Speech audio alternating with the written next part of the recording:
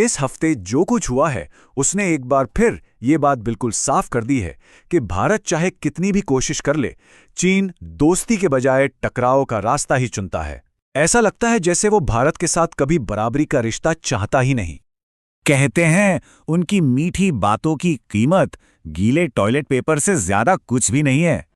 तो सवाल ये उठता है कि हम सब इस भ्रम में, इस धोखे में आखिर और कब तक रहेंगे?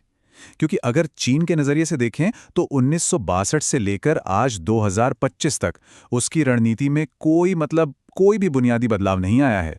देखिए, प्रधानमंत्री नरेंद्र मोदी के चीन दौरे को अभी 2 महीने भी पूरे नहीं हुए हैं और चीन ने फिर से अरुणाचल प्रदेश पर अपना दावा जताना शुरू कर दिया है। जो घटना एक भारतीय नागरिक के साथ बदसलूकी से शुरू हुई थी, वो अब 2 न्यूक्लियर ताकतों के बीच एक बहुत ही गंभीर डिप्लोमेटिक टकराव बन चुकी है।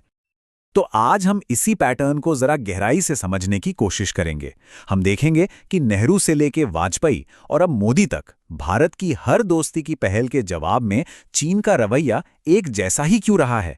हम ये समझेंगे कि ये जो 70 साल पुरानी धोखा देने की विरासत है, ये क्यों चली आ रही है और इसे न समझना भारत के लिए कितना महंगा पड़ा है। चलिए इस पूरे मामले को एक एक करके परत दर परत समझते हैं। तो सबसे पहले बात करते हैं उस बिल्कुल ताज़ा घटना की जिसने इस पूरे विवाद को एक बार फिर से हवा दे दी है। हुआ ये कि प्रेमा थामडक नाम की एक भारतीय नागरिक यूके से जापान जा रही थीं। शंघाई में उनका एक छोटा सा लेओवर था, लेकिन शंघाई एयरपोर्ट पर चीनी अधिकारियों ने उन्हें जापान की फ्लाइट में चढ़ने से ही रोक दिया। और सिर्फ रोका ही नहीं, उन्हें 18 घंटों तक हिरासत में रखा गया। वजह ये थी कि उनके पासपोर्ट पर जन्म की जगह अरुणाचल प्रदेश लिखा था। चीनी अधिकारियों का दावा था कि भाई अरुणाचल प्रदेश तो चीन का हिस्सा है, इसलिए वो चीनी नागरिक हैं और उनका भारतीय पासपोर्ट अवैध है। सोचिए, बाद में जब भारतीय वाणिज्य दूतावास ने दखल दिया, तब जाकर उन्हें छोड़ा गया। अब कोई ये सोच सकता है कि शायद ये किसी एक अफसर की गलती रही होगी, लेकिन नहीं। जब ये घटना सामने आई तो चीनी विदेश मंत्रालय ने जो कहा, उससे सब कुछ साफ हो गया कि ये एक सोची समझी नीति का हिस्सा है।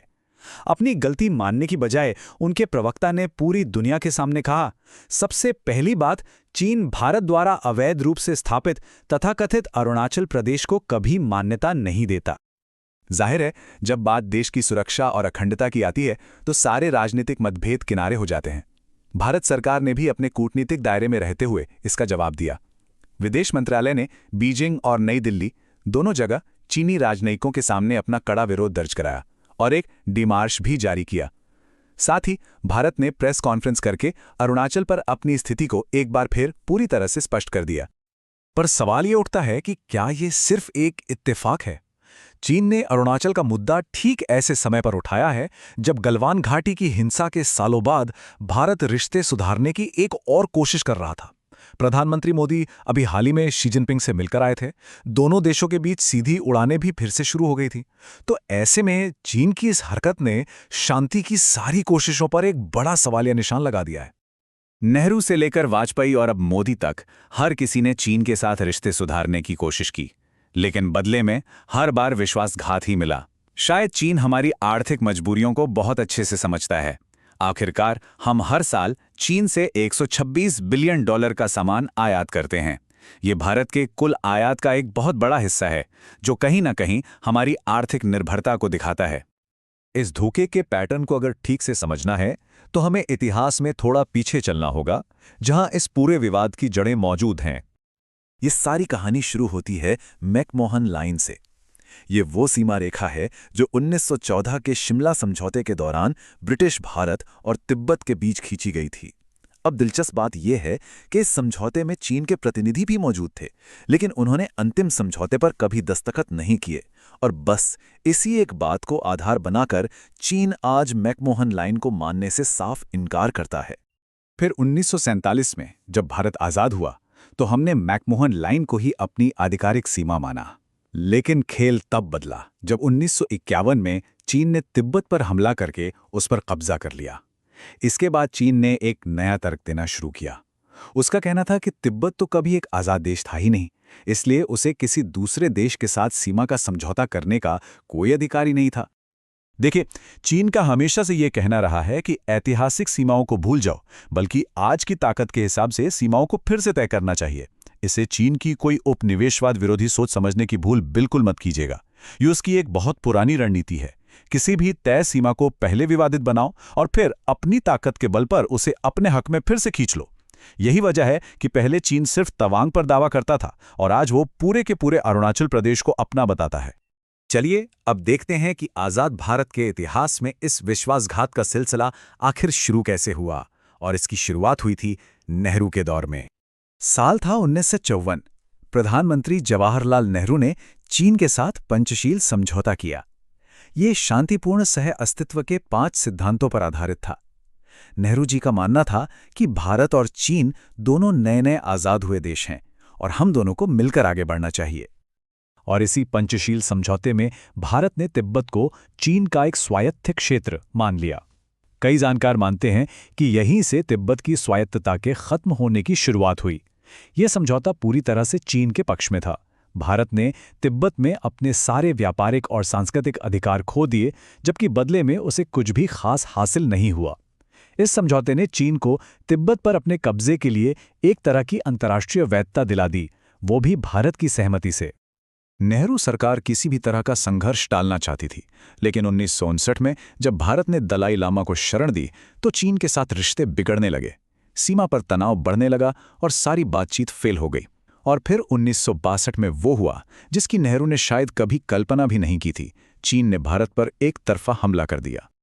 ये युद्ध भारत के लिए एक बहुत बड़ी और दर्दनाक हार थी। चीनी सेना ने अक्साई चिन पर पूरी तरह से कब्जा कर लिया और अरुणाचल में मैकमोहन लाइन को भी पार कर लिया। भारत के करीब 10,400 सैनिक शहीद हुए। बाद में चीन पूर्वी सेक्टर से तो पीछे हट गया, लेकिन वो 38,000 वर्ग किलोमीटर का अक्साई चिन का इलाका आज भी उसी के कब्जे में है। इस युद्ध ने दोनों देशों के रिश्तों को दशकों के लिए तोड़ कर रख दिया। 1962 के बाद कई सालों तक तनाव बना रहा। फिर छोटी मोटी झड़पों और बातचीत का एक लंबा दौर चला, जिसमें एक और बड़ी कूटनीतिक चूक हुई, इस बार वाजपेयी सरकार के समय। 1967 में नाथुला और चोला में झड़पें हुईं, जहां भारतीय सेना ने चीनी हमलों का मुंहतोड़ जवाब दिया था। फिर 1975 में तुलुंगला में एक चीनी हमले में हमारे 4 सैनिक शहीद हुए। इसके बाद धीरे धीरे शांति बहाली की कोशिशें शुरू हुईं। 1988 में राजीव गांधी 34 साल में चीन का दौरा करने वाले पहले भारतीय प्रधानमंत्री बने। फिर 1993 और 96 में वास्तविक नियंत्रण रेखा यानी LAC पर शांति बनाए रखने के लिए कुछ समझौते भी हुए। और फिर आया साल 2003, जब प्रधानमंत्री अटल बिहारी वाजपेयी चीन दौरे पर गए और एक और समझौता हुआ। इस बार भारत ने एक कदम और आगे बढ़कर तिब्बत को चीन का सिर्फ स्वायत्त नहीं बल्कि एक अभिन्न अंग यानी इंटीग्रल पार्ट मान लिया। ये पहली बार था जब भारत ने किसी आधिकारिक दस्तावेज में ऐसा माना था। बदले में चीन ने क्या किया? उसने सिक्किम को भारत का हिस्सा माना और नाथुला दर्रे से व्यापार फिर से शुरू कर दिया। लेकिन इतनी बड़ी रियायत देने के बाद भी चीन का रवैया क्या बदला? बिल्कुल नहीं।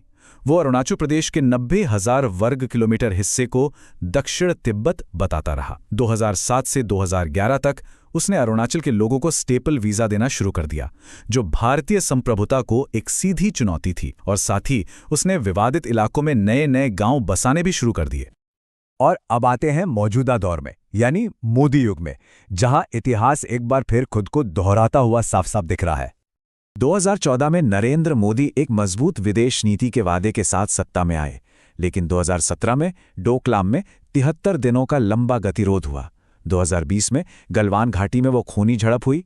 जनवरी 2025 में चीन ने तिब्बत में ब्रह्मपुत्र नदी पर एक बहुत बड़े बांध को मंजूरी दे दी। और सितंबर 2025 में मोदी शी के मुलाकात के फौरन बाद अरुणाचल पर यह नई उकसावे की कार्रवाई शुरू हो गई। गलवान घाटी की झड़प 1975 के बाद सबसे हिंसक टकराव था। इसमें भारत के 20 जवान शहीद हुए, ये कन्फर्म्ड है। उधर चीन ने उसने तो आधिकारिक तौर पर सिर्फ 4 मौतें मानी, लेकिन अंतर्राष्ट्रीय रिपोर्ट्स के मुताबिक उसके 40 से ज्यादा सैनिक मारे गए थे।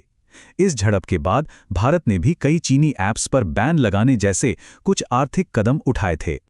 चीन की इस रणनीति को सलामी स्लाइसिंग कहा जाता है। इसका मतलब क्या है? मतलब एक बार में कोई बड़ा हमला मत करो, बल्कि छोटी छोटी घटनाओं और घुसपैठ के जरिए धीरे धीरे इंच दर इंच जमीन पर कब्जा करते जाओ और सीमा को अपने हिसाब से बदलते रहो। तो सवाल फिर वही उठता है कि जब भारत बार बार शांति और दोस्ती का हाथ बढ़ा रहा है तो चीन हर बार उसे झटक क्यों देता है? इसका जवाब चीन की एक बहुत सोची समझी रणनीति में छिपा हुआ है। चीन भारत के खिलाफ एक 4 सूत्रीय रणनीति पर काम करता है। पहला, दिखावे के लिए दोस्ती और कूटनीति, लेकिन पर्दे के पीछे सैन्य दबाव, यानी आर्थिक संबंध तो बनाए रखो लेकिन साथ ही सीमा पर धीरे धीरे अपनी पकड़ मजबूत करते जाओ। दूसरा, रीजनल कंटेनमेंट, मतलब भारत को सीमा विवादों में इतना उलझा कर रखो कि वो एक वैश्विक शक्ति के रूप में कभी उभर ही ना पाए। चीन एशिया में कोई दूसरा पावर सेंटर नहीं चाहता। तीसरा है जबरदस्ती जीत नहीं। चीन ये जानता है कि भारत से पूरी तरह युद्ध जीतना मुश्किल है, इसलिए उसकी कोशिश भारत को एक क्षेत्रीय प्रतिद्वंदी के तौर पर हमेशा दबा कर रखने की है। और चौथा, सीमा की अस्पष्टता को एक हथियार की तरह इस्तेमाल करना। चीन जानबूझकर सीमा को कभी अंतिम रूप नहीं देता ताकि वो भविष्य में नए नए दावे कर सके और भारत पर हमेशा एक दबाव बनाए रखे। और ये मत समझिए कि ये रणनीति चीन सिर्फ भारत के खिलाफ अपनाता है। नहीं, वो यही तरीका जापान, वियतनाम, फिलीपींस और ताइवान जैसे अपने लगभग सभी पड़ोसियों के साथ इस्तेमाल करता है। वो अपने पड़ोस में किसी और शक्ति को उभरते हुए देख ही नहीं सकता। तो इसका निष्कर्ष क्या है? निष्कर्ष यही है कि हमें यह समझना होगा कि भारत और चीन के बीच एक अघोषित युद्ध चल रहा है, क्योंकि चीन की सोच और उसकी रणनीति बिल्कुल इसी दिशा में है। आज चीन लगभग हर तकनीक में आत्मनिर्भर बनने की राह पर है। जरा सोचिए, जब वो पूरी तरह से आत्मनिर्भर हो जाएगा तब उसका रवैया कितना और ज्यादा आक्रामक होगा। तब वो सिर्फ ताइवान की बात नहीं करेगा, बल्कि अरुणाचल और लद्दाख पर और कितना हावी होने की कोशिश करेगा।